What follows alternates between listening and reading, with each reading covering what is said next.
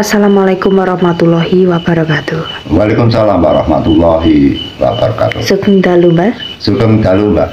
Nggih, ini sudah sidem kayon, Mbah. Seperti biasa, kula jenengan ajak untuk tirakatan melekan. Di sela-sela waktu kita akan membahas beberapa hal, Mbah, nggih.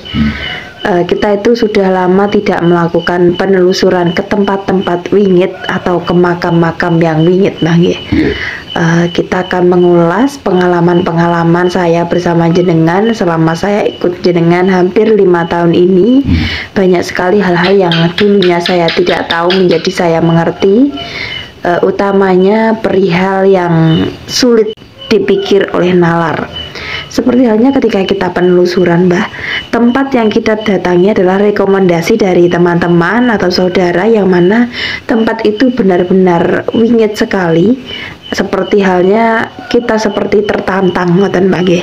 Tapi dengan demikian, baik apapun itu, genjatan-genjatan yang seperti memukuli motor, kemudian suara seperti orang yang jatuh blek gitu, Mbak, itu sering kali kita dengarkan. Kemudian seperti raungan-raungan seperti sosok genderuwo, kemudian seperti itu tertawanya kuntilanak, bahkan suara-suara yang menangis. Beberapa waktu terakhir kita juga melakukan penelusuran ke salah satu makam umum yang mana itu juga kondang wingitnya, Mbah, diberikan eksistensi yang sangat luar biasa, seperti halnya ketika jenengan pidato itu diganggu, kemudian bambu 10 roboh dengan berserakan, kita sudah menutup acara, kita pulang pun di depan motor juga dijatuhi atau dirobohi satu buah bambu yang sangat rimbun, ngoten, Mbak.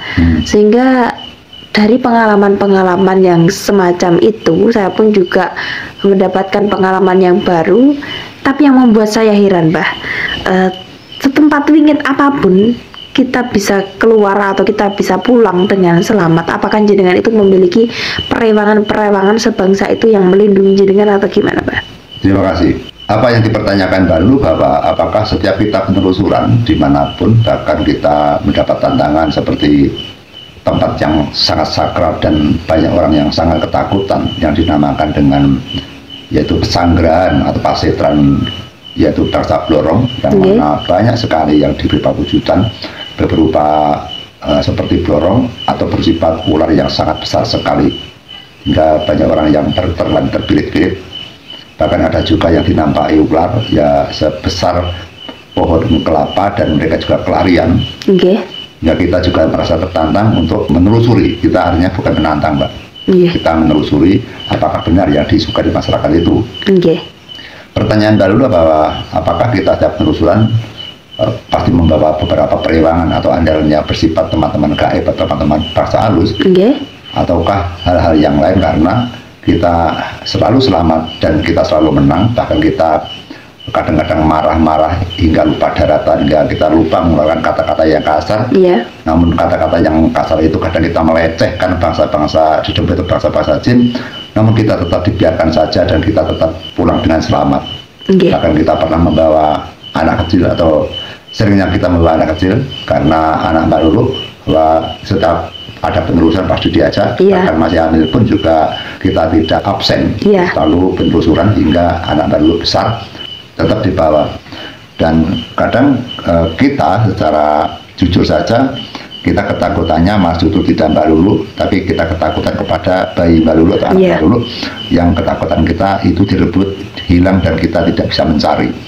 Karena yang namanya kekuatan bangsa Atra tidak dapat diukur secara nalar, secara ilmu kita, Mbak. Kita juga ada samar-samar, tapi kita yakin bahwa tujuan kita baik. Kita menyadari atas cipta karsa dari Tuhan, kita selalu menghormati. Ya, kita tidak merendahkan atau mengecilkan, kita selalu menghormati kepada ciptaan Tuhan Yang Maha Esa, Allah Subhanahu wa Ta'ala. Yang menjadi pertanyaan, kenapa kita selalu selamat? Karena kita dengan niat yang baik.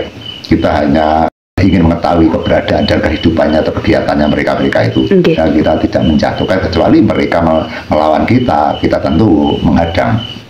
Apakah kita membawa perewangan yang kita bawa ke tempat rahmat itu? Kita jawab tidak, karena kita meyakinkan bahwa kita ini berusaha menjadi orang yang baik walaupun kita belum baik.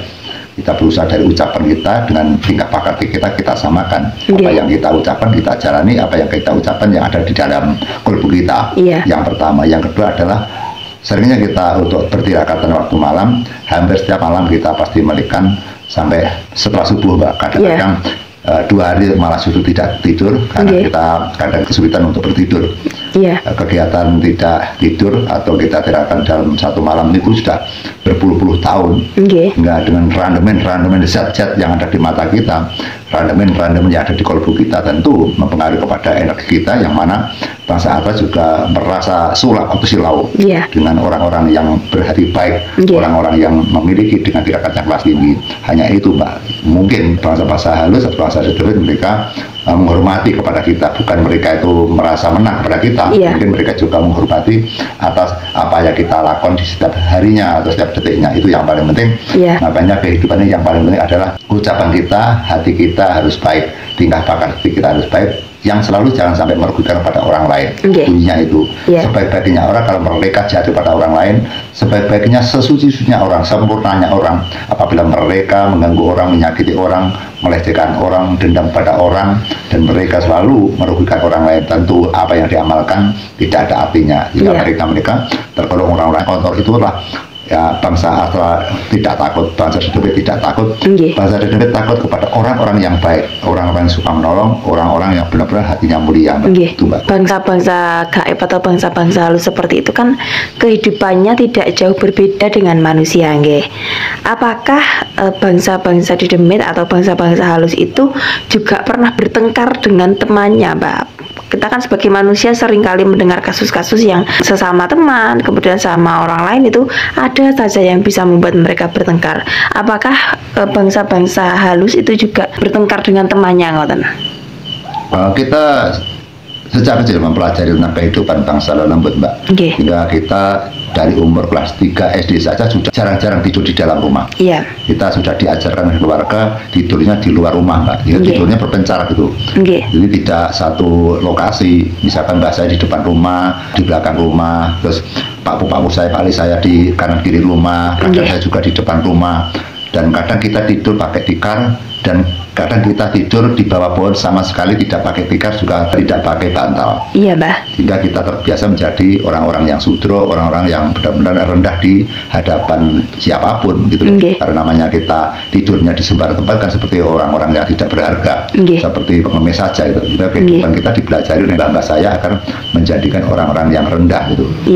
Dan keberadaan dari kecil sudah mempelajari tentang hal-hal ilmu, mempelajari tentang hal-hal yang tidak masuk nalar. Kemudian kita setelah remaja kita juga menggandrungi kepada dunia lain atau jagat lain, atau bisa katakan kita alam-alam gaib. Kita selalu penasaran kita seringnya menguji coba. Saya uji coba dengan cara ini, saya uji coba dengan cara ini, saya uji coba dengan cara ini. Bagaimana caranya kita mempelajari itu? Kita masuk dunianya mereka, kita memakai jalur ini tidak kami ceritakan, Mbak, karena itu tidak pantas kita ceritakan. Yang jelas kita untuk mempelajari ilmu gaib itu juga bersimbah dengan hal-hal yang tidak pantas kita ucapkan. Nggak mempelajari jagatnya bangsa lembut, otomatis apa yang kita lakukan pasti hal-hal yang aneh yang tidak masuk akal, mungkin bertentangan dengan ajaran-ajaran tertentu. Namun kita ada untungnya, kita akhirnya bisa masuk ke rongga-rongga alam mereka. Bahkan kita seringnya untuk bisa bertatap secara langsung, kita kadang diberi pawujudan dan kita diberi suara-suara dan sebagainya. Namun kita punya fundamental yang kuat bahwa kita ini hanya bersembah pada Tuhan Yang Maha Esa tanpa menghiraukan dengan bantuan-bantuan hal-hal seperti itu. Yang menjadi pertanyaan baru adalah apakah bangsa seperti itu seperti manusia bermusuhan, pacaran, bertengkar dan sebagainya.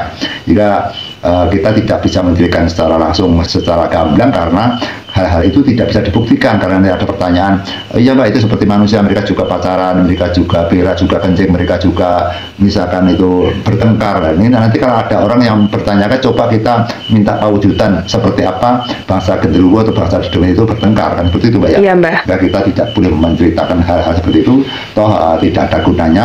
Kita hanya menggarisbawahi bahwa kehidupan bangsa halus hampir sama, artinya tidak sama dengan kehidupan manusia, hampir sama.